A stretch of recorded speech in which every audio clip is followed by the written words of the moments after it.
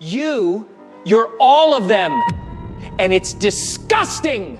Preston Caldwell shoved his wine glass so hard it shattered across the white tablecloth. 300 guests at his charity gala turned. He was pointing at Brianna Moore, the only black server on the floor. She didn't flinch. Tray steady, spine straight. He stepped closer. You think you can just touch my wine? The glass was polished before service, sir. Get out of my sight. You make me sick. A few guests gasped. Most looked away, forks frozen, eyes down. But what Preston Caldwell didn't know was that the waitress he just called an animal had something cold and gold beneath her uniform. And the moment she flashed it, that grin of his would disappear for good. Damn! But to understand what happened next, you need to know who this woman really was. But let me take you back.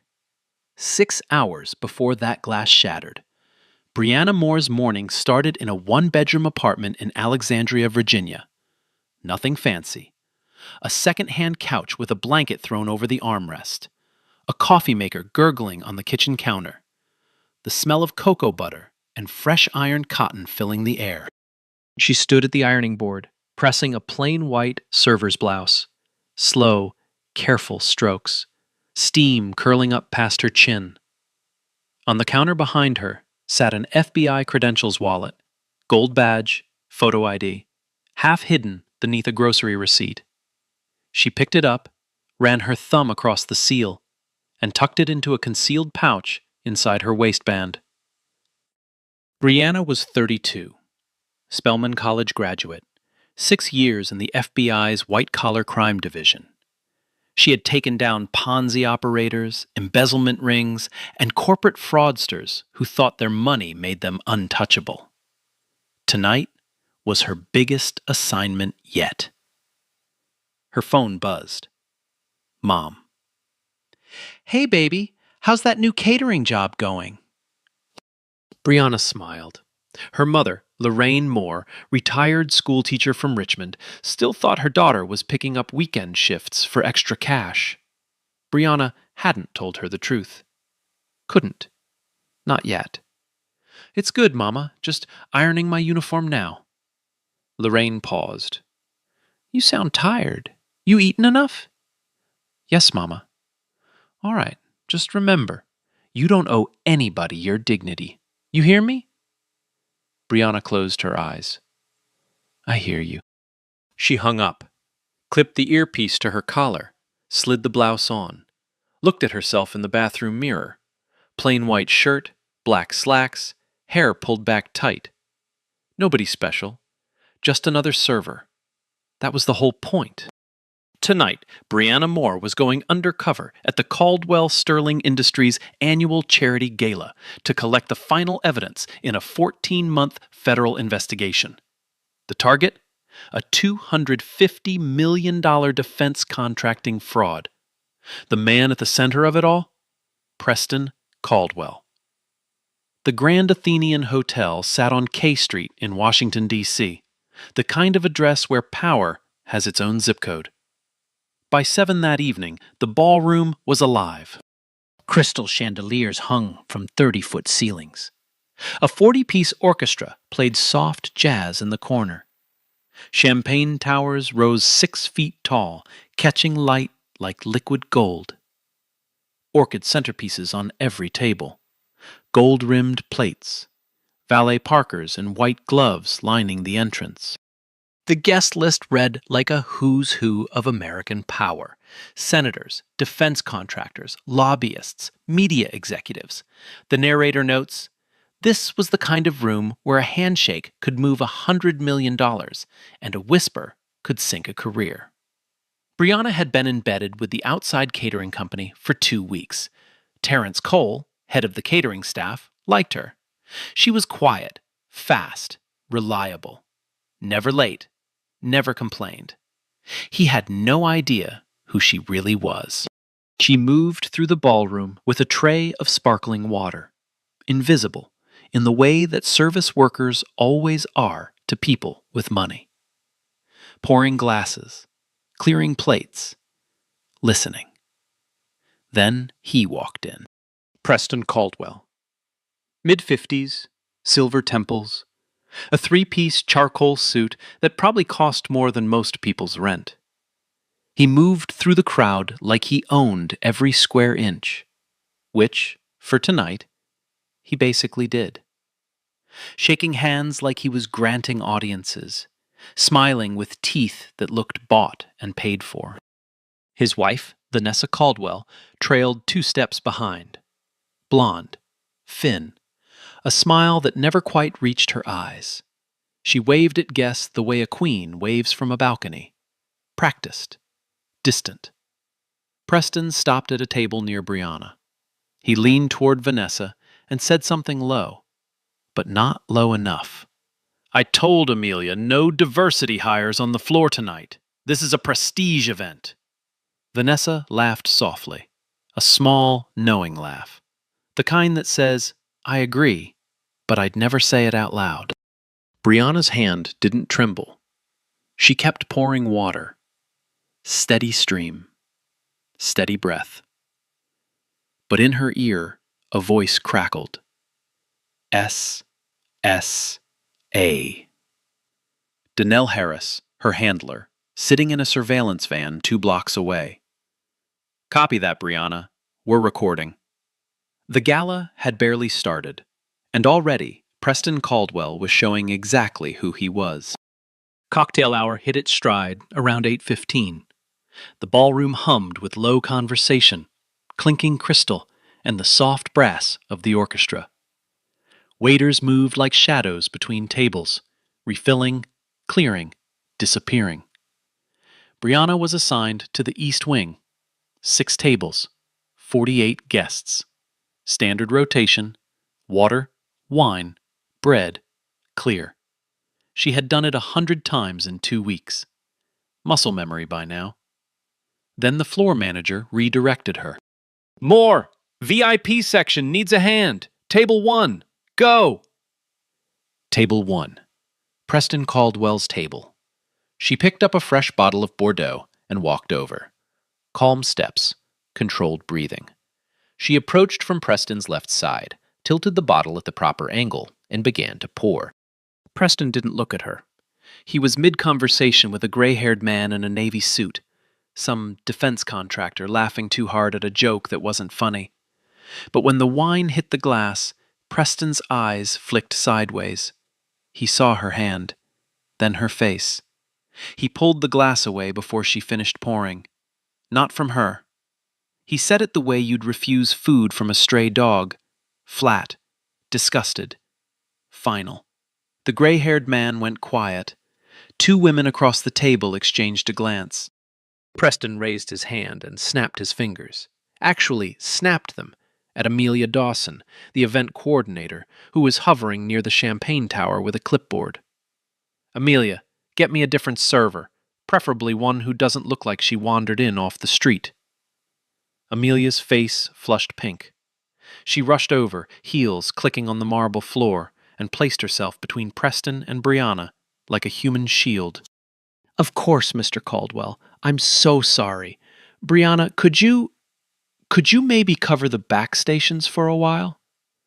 Brianna looked at Amelia, then at Preston. His jaw was set, his eyes already somewhere else. Back to the gray-haired man, back to the joke, back to the world where Brianna didn't exist. "Yes, ma'am," Brianna said. She turned and walked toward the kitchen corridor. Smooth steps. No rush. Tray balanced. Face blank. But here's what nobody in that room understood. The kitchen corridor wasn't a demotion. It was exactly where Brianna needed to be. 12 feet from that hallway sat a private office. Preston's personal suite inside the hotel, the one he used during gala events for donor meetings and phone calls. And the door was 6 inches ajar. In her ear, Harris spoke. Nice pivot. You're in position. Take what you can get. Brianna set her tray on a service cart, glanced left, glanced right. The hallway was empty. Kitchen noise covered her footsteps, clattering dishes, shouting chefs, the roar of an industrial dishwasher. She slipped through the door. The office smelled like leather and old cigars. A mahogany desk sat against the far wall, covered in folders, a laptop, and a half-empty tumbler of scotch. Brianna moved fast. She pulled a pen camera from her apron pocket, standard bureau issue, looks like a ballpoint, and began photographing. Invoices. Dozens of them. Defense Department contract headers with billing amounts that didn't match the work described. One invoice alone showed $14 million for consulting services that, according to the Bureau's forensic accountants, never happened. Another billed $9 million for equipment that was never delivered. She photographed 12 documents in 90 seconds, transmitted them through an encrypted channel built into the pen's Bluetooth chip. In the van, Harris received each image in real time. Beautiful. That's gold, Brianna. Get out clean. She slipped back into the corridor, picked up her tray, and reappeared on the service floor like she'd never left. 30 seconds. Nobody noticed. Nobody except Preston Caldwell. 20 minutes later, Brianna was handing her event lanyard to Terrence Cole near the staff entrance. Terrence wouldn't look her in the eye. What happened was this. Preston had found Terrence near the bar, grabbed him by the elbow and said, not asked, said, "That black girl, I want her badge pulled. She's done for the night." Terrence tried. He really did. "Mr. Caldwell, she's one of my best workers. She hasn't done anything wrong." Preston leaned in.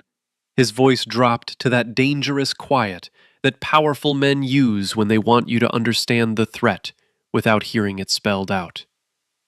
"You work for me tonight. Handle it, or I'll find a caterer who understands client relations." Terrence found Brianna near the dessert station. His hands were in his pockets. His eyes were on the floor. "Brianna, Look, I need you to turn in your lanyard. I'm sorry. He wants you off the floor." "Did he say why?" Terrence swallowed. "You know why." Brianna unclipped the lanyard slowly. "Can I get 5 minutes? I left my jacket in the locker area." Yeah, take 5.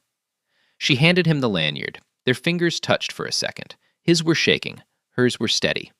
But Preston wasn't satisfied with removing her quietly. That wasn't enough. He needed a show. Brianna was walking back across the ballroom, headed for the staff exit.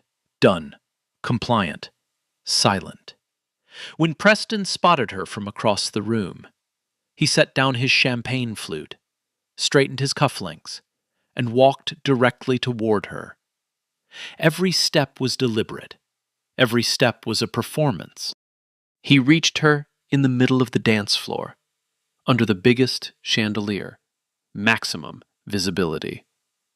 And he grabbed the lanyard, the one Terrence had already collected, right off the service cart where Terrence had set it down. He held it up like a trophy. "This is exactly why I vet every vendor personally," he announced. Not to Brianna, to the room.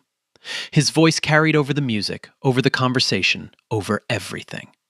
You let people in who don't belong and standards collapse every single time. He looked at Brianna, waiting for her to break, waiting for tears, waiting for the scene he wanted, the angry black woman, the one who confirms every ugly story he tells himself. Brianna looked back at him, calm, still, unbroken. "I'm sorry you feel that way, sir." Preston sneered. "Feel? I don't feel. I know." He tossed the lanyard on the floor at her feet and walked away. The room was frozen. 300 people holding their breath. Forks down. Conversations dead. Then one voice broke the silence. An elderly white woman at table 9, silver hair, pearl earrings, a face that said she'd seen enough in her 80-something years to know wrong when it stood right in front of her, pushed her chair back and stood up. That was completely uncalled for. Her voice was clear, steady. It cut through the room like a bell. Preston turned. He looked at her the way you look at a fly on your windshield. Mild annoyance, nothing more. He waved his hand, a lazy, dismissive flick of the wrist, and kept walking. The elderly woman stayed standing for a long moment. Then she sat down, alone. 300 people in that ballroom, 300 of the most powerful, educated, connected people in Washington, D.C., and only one had the spine to say something. Brianna picked the lanyard up off the floor, not because she needed it, because she didn't leave messes behind. In her ear, Harris's voice was tight. "We got all of that, Brianna, audio and visual. Stay and play. We're not done yet." She wasn't done. Not even close. 2 blocks east of the Grand Athenian Hotel, a black surveillance van sat parked between a dry cleaner and a Thai restaurant. No markings, tinted windows, engine off. Inside, SSA Donald Harris sat in front of 3 monitors. His sleeves were rolled to his elbows. A half-eaten sandwich sat next to his keyboard, forgotten. Beside him, Agent Russell Webb adjusted a headset and zoomed a feed from a camera concealed inside a smoke detector in the hotel's VIP lounge. Harris had been running this case for 14 months. 14 months of subpoenas, shell company traces, offshore banking records, and dead ends that turned into new leads that turned into more dead ends. The Caldwell-Sterling fraud was one of the largest defense contracting scams the Bureau had seen in a decade. $250 million billed to the Department of Defense for services and equipment that never existed. And Brianna Moore had done in 2 weeks what the rest of the team couldn't do in a year. She'd gotten inside the room. Harris pressed his earpiece. "Brianna, status." "Off the floor. He pulled my lanyard. I'm near the staff exit." "Copy. Listen, he just committed assault on camera when he snatched that lanyard. We could move now. But I need more. I need Cliff Norton on tape. The CFO is the key to the Cayman accounts." Silence for a beat. Then Brianna. "What do you need me to do?" "Get back on that floor. VIP lounge. Norton and Caldwell are scheduled for a private meeting at 9:15. If we can get Norton talking about the offshore transfers, we lock this case shut tonight. He just threw me out in front of 300 people, Harris. I know. That's why no one will expect you to come back." Brianna leaned against the corridor wall, closed her eyes, took 1 breath, 2. She thought about her mother's voice. You don't owe anybody your dignity. No, she didn't. But she owed something to every taxpayer whose money Preston Caldwell had stolen. She owed something to every soldier who used equipment that was never properly funded because the budget went into Preston's pocket. "I'm going back in. That's my agent. Dessert service starts at 9. Terrence Cole is your way in. He felt guilty about pulling your lanyard. Use that." Brianna found Terrence in the kitchen. He was leaning against the walk-in cooler, rubbing his forehead. The guilt was written across his face like a headline. "Terrence?" He looked up. "Brianna, look, I'm sorry about what happened out there. That man is... I shouldn't have... It's okay. I need a favor. Anything. Let me back on the floor for dessert service. 30 minutes. That's all I need." Terrence shook his head slowly. "If he sees you again..." He won't notice me. I'll stay in the VIP lounge, in and out. Terrence stared at her for a long moment. Then he opened a supply cabinet, pulled out a fresh uniform shirt, crisp, white, still in plastic, and handed it to her. I shouldn't have let him do that to you. I'm sorry. Brianna took the shirt. You're making it right now. She changed in the staff bathroom. New shirt, hair retucked, earpiece secure, the pen camera back in her apron pocket. She picked up a dessert tray, 6 plates of creme brulee with gold leaf, arranged in a perfect circle, and walked through the kitchen doors. The VIP lounge was separated from the main ballroom by a velvet curtain and 2 security guards who checked lanyards. Brianna didn't have hers anymore. But Terrence had called ahead, told the guards she was covering for a sick colleague. They waved her through. The lounge was smaller, darker. Leather couches, a private bar with a single bartender. Maybe 30 guests, all high-tier donors. The air smelled like expensive cologne and old money. And there, in a corner booth, half hidden by a potted palm, sat Preston Caldwell and Cliff Norton. Norton was Preston's CFO, late 40s, thin, nervous energy. He wore wire-rimmed glasses and kept adjusting them every few seconds like a tick. He was the numbers man, the one who built the spreadsheets, created the shell companies, and routed the money. If Preston was the face of the fraud, Norton was the spine. Brianna positioned herself at the service station, 6 feet from their booth. Close enough to hear. Close enough for the pen camera's microphone to pick up every word.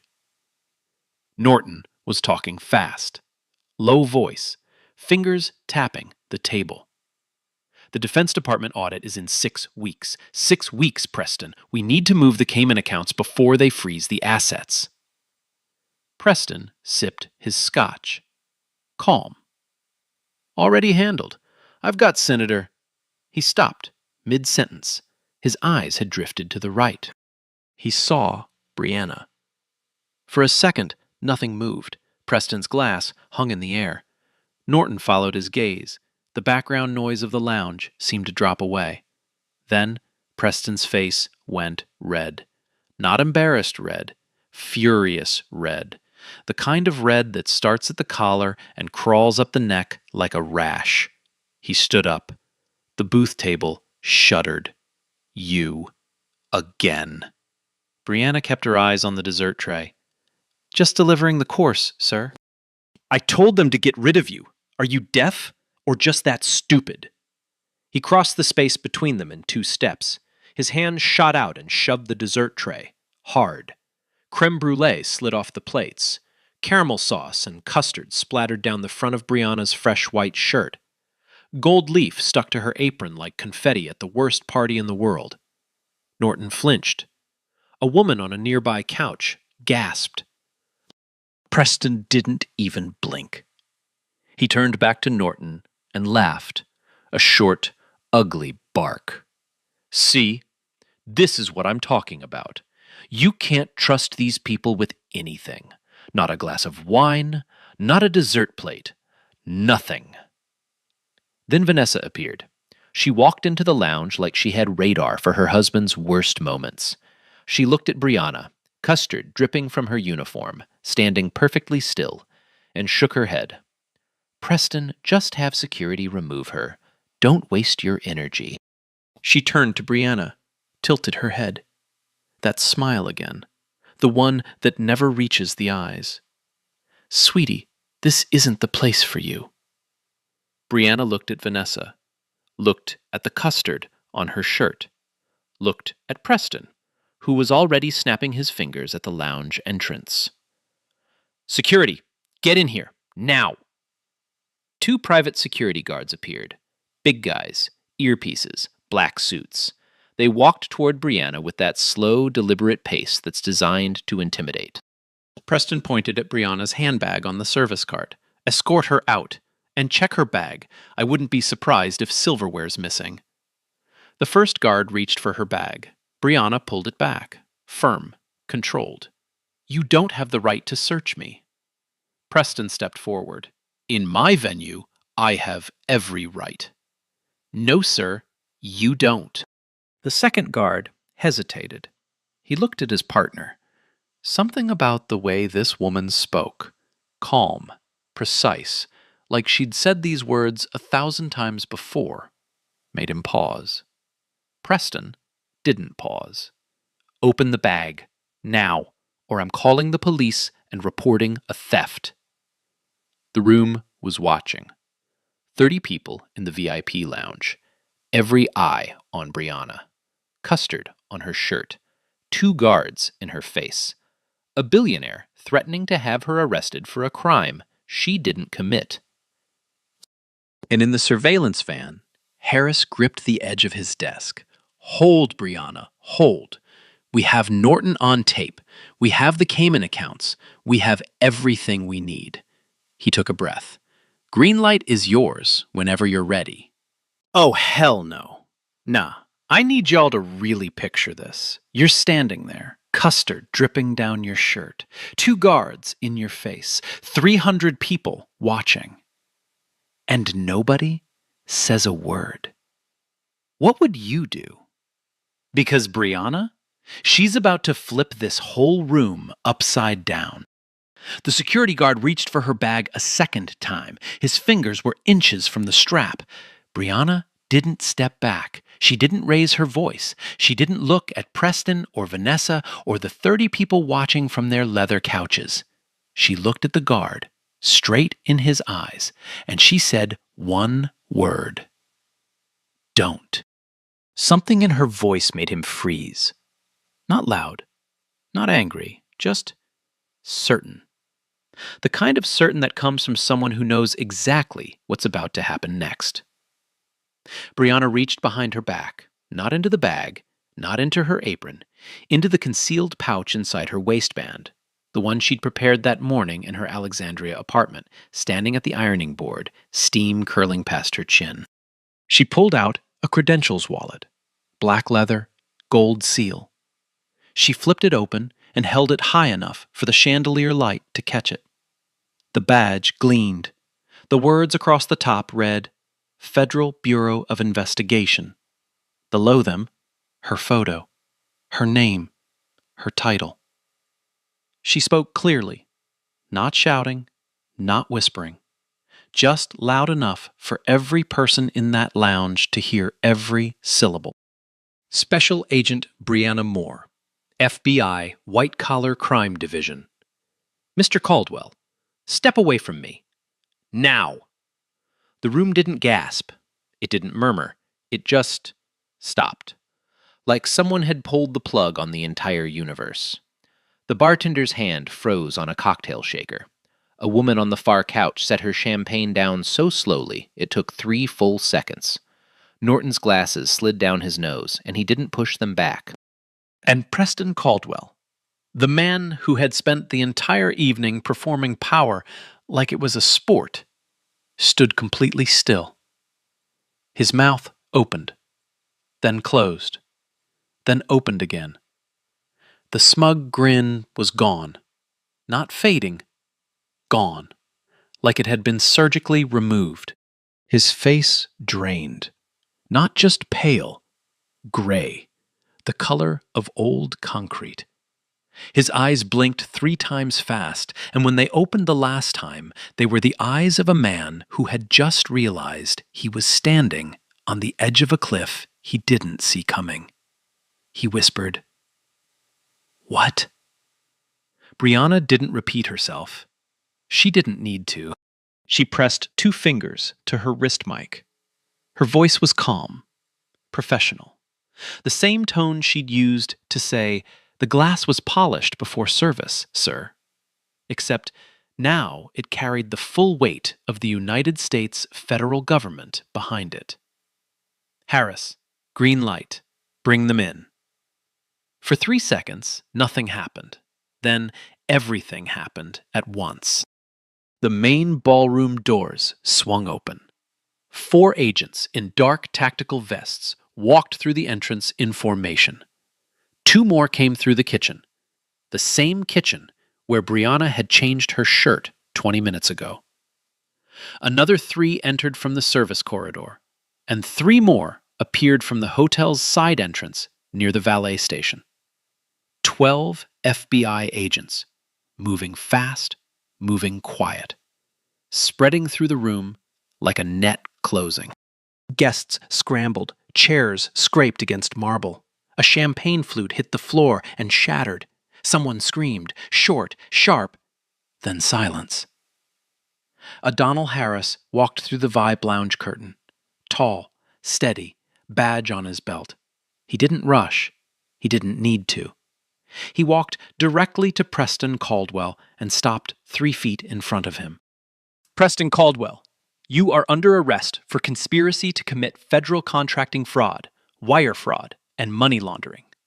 You have the right to remain silent. Anything you say can and will be used against you in a court of law. Preston's mouth was still open. No words came out. 2 agents flanked him. One reached for his wrist.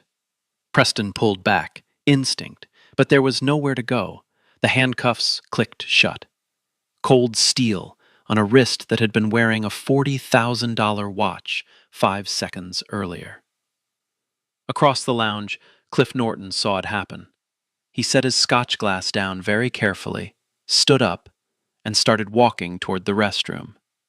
Casual, measured, like he was just going to wash his hands. Agent Webb was waiting in the corridor. Norton made it 4 steps before Webb stepped in front of him. Mr. Norton, going somewhere? Norton's face crumbled. His shoulders dropped. He didn't resist. The cuffs went on without a word. And then, Vanessa. She had been standing near the lounge entrance, watching her husband get handcuffed like it was a scene from someone else's life. When a female agent approached her to ask her to remain on the premises, Vanessa's composure finally cracked. She clutched her pearl necklace, actually clutched it, both hands, and her voice came out in a pitch that could shatter crystal. Do you know who we are? The agent didn't blink, didn't flinch, just looked at her with the flattest expression Brianna had ever seen on another human being. Yes, ma'am. That's why we're here. The ballroom was chaos now. Phones were out everywhere, 300 screens glowing, videos recording from every angle. The orchestra had stopped mid-note, a saxophone fading out like a dying breath.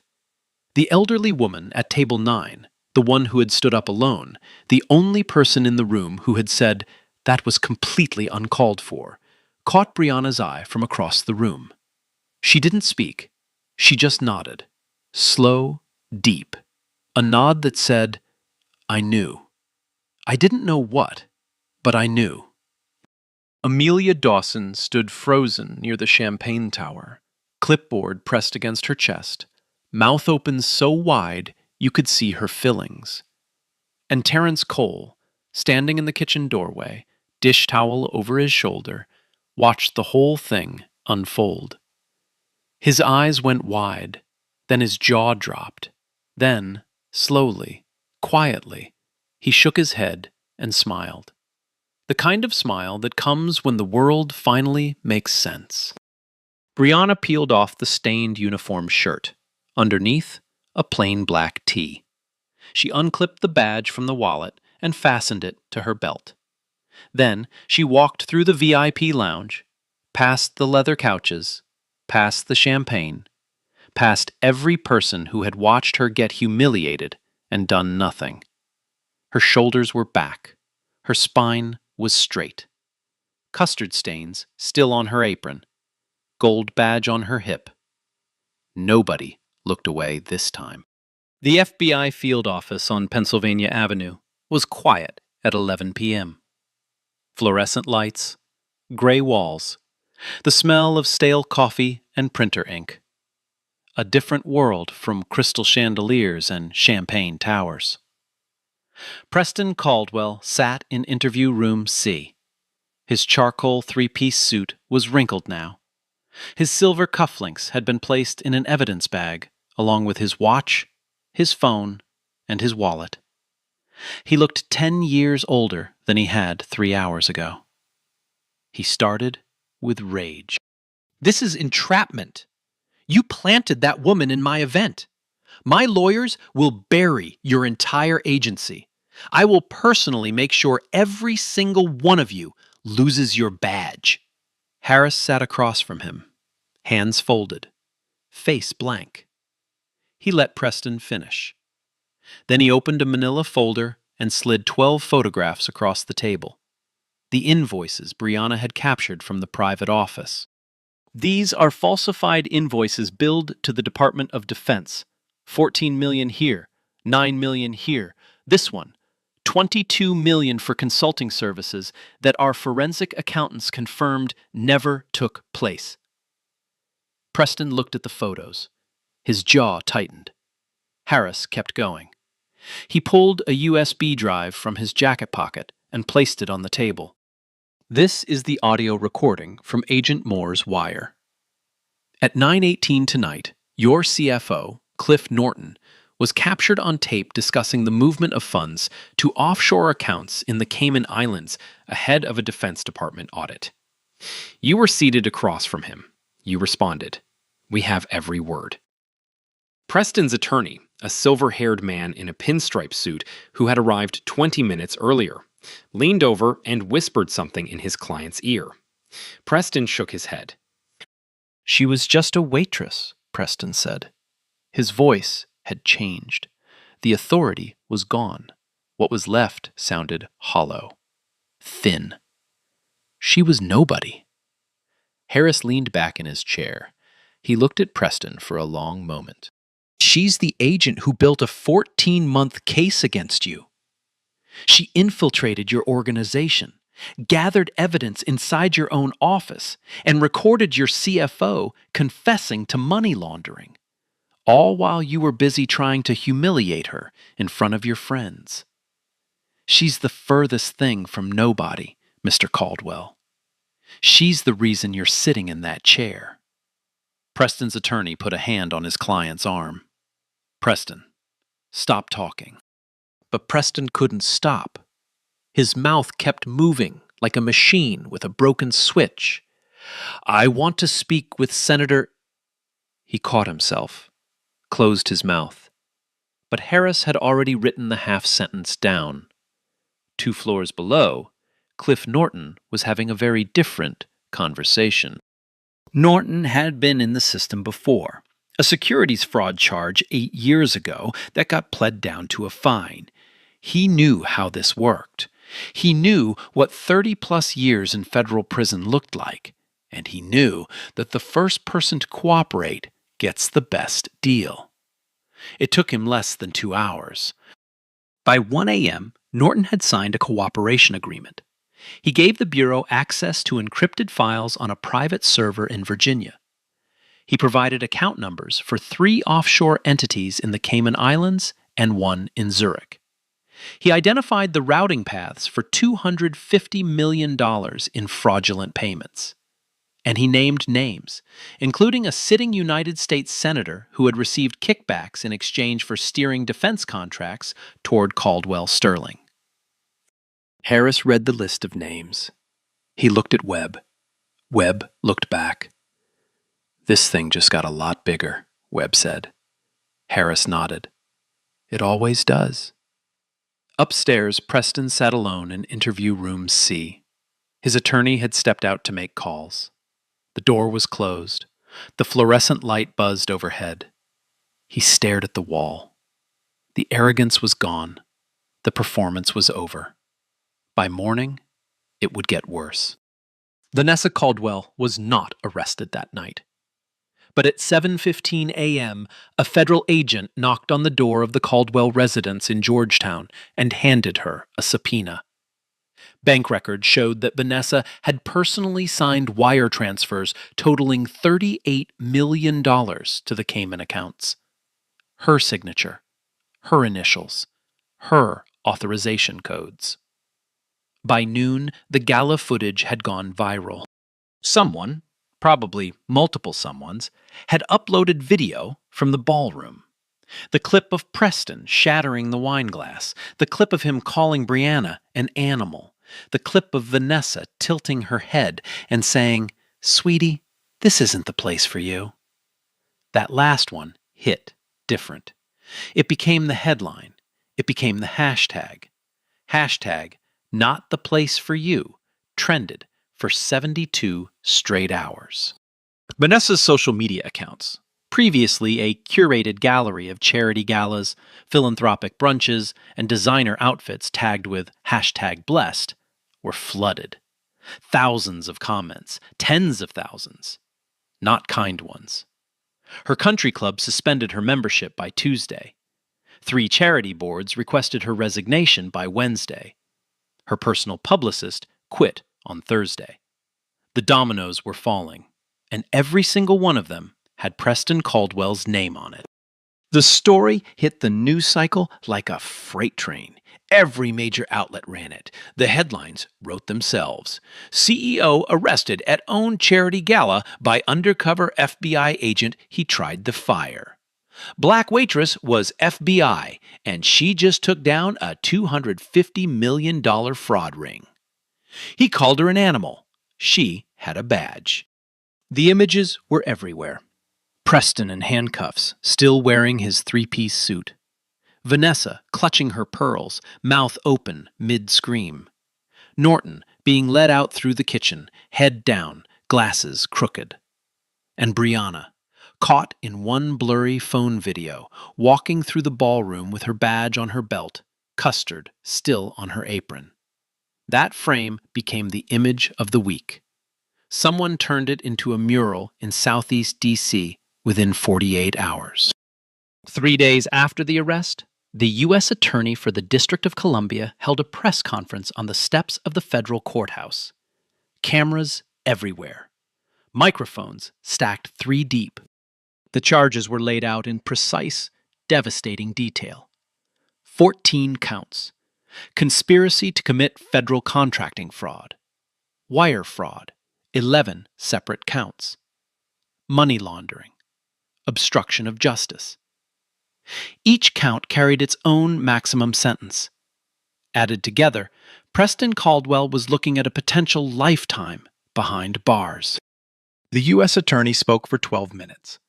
She described a scheme that had been running for nearly 6 years, a network of shell companies, falsified invoices, inflated contracts, and offshore accounts designed to siphon $250 million from the Department of Defense. Money that was supposed to fund equipment for American soldiers. Money that instead bought Preston Caldwell a yacht, a vineyard in Napa, a penthouse in Miami, and a private art collection worth more than most towns' annual budgets. Brianna was not named publicly, standard FBI protocol for undercover agents. But the gala footage had already made her an open secret. Social media didn't need a press conference. They had the video. They had the badge. They had the moment. Hashtag Agent Brianna trended for 3 straight days. Fan accounts appeared overnight. A clip of the elderly woman at table 9, the one who had stood up and said, "That was completely uncalled for," went viral on its own. Someone tracked her down. Her name was Margaret. She was 84, a retired school teacher, just like Brianna's mother. 4 months later, the trial began. Federal Courthouse, Washington, D.C. Judge Eleanor Foster presiding. Foster was known for 2 things: impeccable legal reasoning and 0 tolerance for theatrics. She had presided over corruption cases involving governors, military contractors, and once a sitting congressman. She did not suffer fools. The prosecution's case was surgical. 14 months of investigation compressed into 2 weeks of testimony. First, the documents. The falsified invoices Brianna had photographed in Preston's private office. Each one blown up on a screen for the jury to see. Line items that didn't match. services that were never performed, equipment that was never delivered, dollar amounts that added up to $250 million. Second, the audio. The recording from Brianna's wire, Norton's voice clear as a church bell. We need to move the Cayman accounts before they freeze the assets. And Preston's reply, cut short but damning. Already handled. I've got Senator. Third, Norton himself, the cooperating witness. He sat on the stand for a full day. Wire-rimmed glasses, gray suit, hands steady now. Steadier than they'd been in the lounge that night. He walked the jury through every shell company, every routing number, every fraudulent invoice. He explained how the scheme worked, how they overbilled the Defense Department, funneled the excess through offshore accounts, and laundered it back through legitimate-looking investments. The defense tried everything. They argued entrapment, that the FBI had deliberately planted an agent to exploit Preston's behavior. Judge Foster shut it down.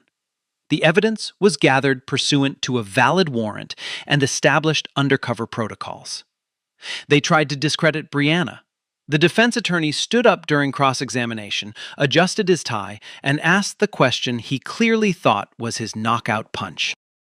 Agent Moore, isn't it true that you deliberately manipulated my client's racial prejudices to gain access to restricted areas of the event?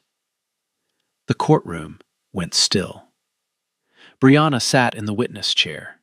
She was wearing a navy blue suit now. No apron, no tray, no custard stains. She looked at the defense attorney the same way she had looked at Preston that night. Steady, unblinking, absolutely certain. I didn't manipulate his prejudices. I walked into the room as a black woman. His prejudices did the rest. The courtroom stirred. A low murmur rippled through the gallery. Someone in the back row whispered, "Oh my God." Judge Foster didn't need to call for order. The silence came back on its own, like the room was holding its breath. The defense attorney had no follow-up. He sat down. Preston took the stand against his attorney's advice. It was a disaster. He was combative, dismissive, and at one point referred to Brianna as that girl. Judge Foster stopped the proceedings, removed the jury, and reprimanded him directly. Mr. Caldwell, you will refer to the witness by her name and title. She is Special Agent Moore. If you cannot manage basic courtesy in my courtroom, I will hold you in contempt. Are we clear? Preston nodded. But the damage was done. The jury had seen exactly who he was. Again. Deliberations lasted 4 hours and 42 minutes. Guilty. All 14 counts. 6 weeks later, Preston Caldwell stood for sentencing. No three-piece suit this time. Orange jumpsuit, hands cuffed in front of him.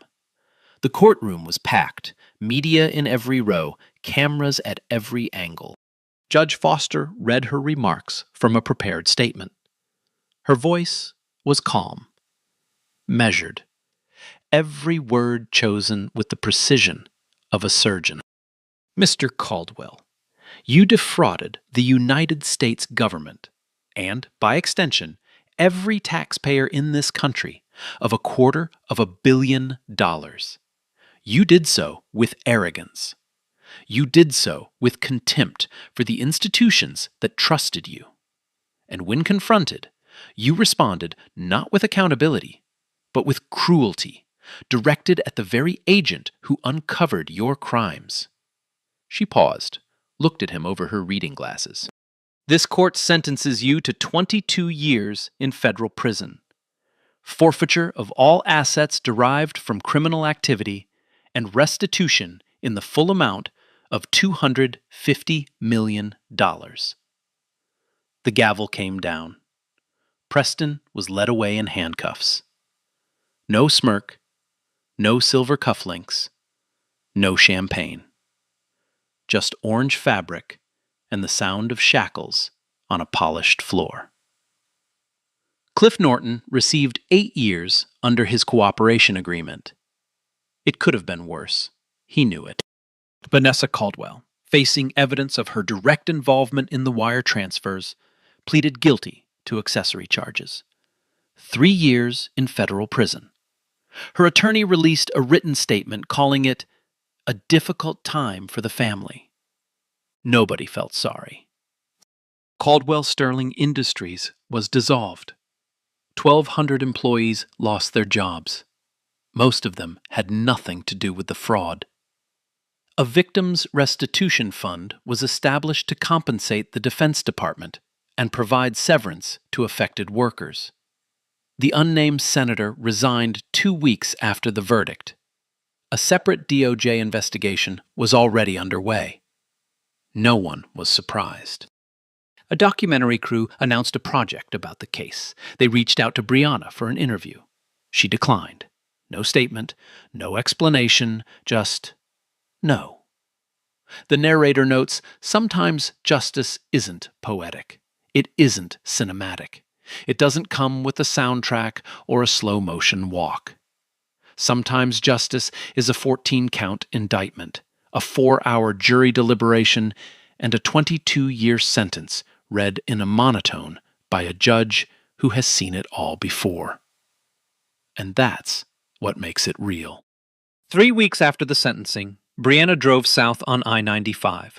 Windows down, late afternoon sun cutting through the trees, the kind of golden light that makes Virginia look like a painting.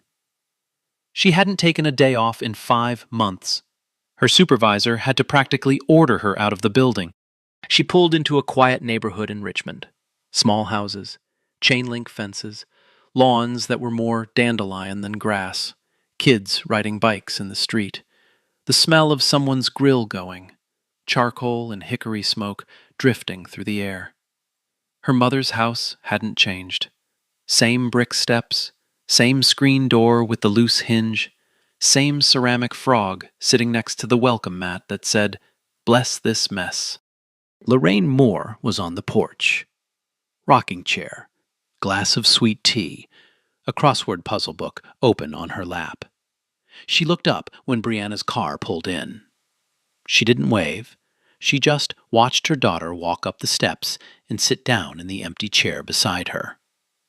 They sat in silence for a long time. The creak of the rocking chairs, the hum of cicadas, a neighbor's dog barking somewhere down the block. Lorraine spoke first. "That was you, wasn't it?" Brianna looked at her mother. Lorraine's eyes were soft, knowing. She had seen the news. She had seen the blurry video of a woman in a black t-shirt walking through a ballroom with a gold badge on her hip.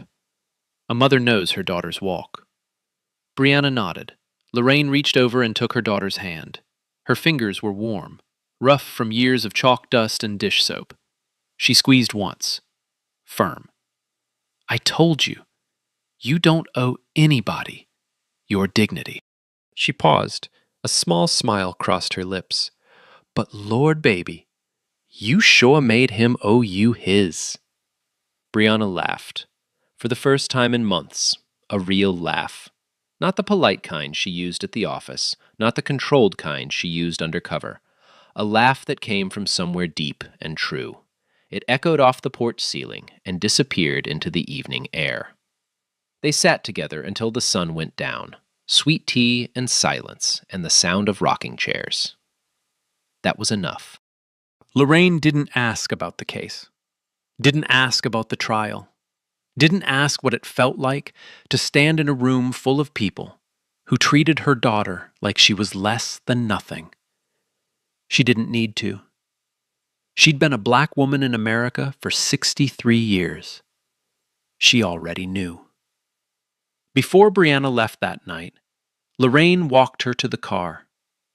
She held her daughter's face in both hands, the way she used to when Brianna was small and scared of thunderstorms.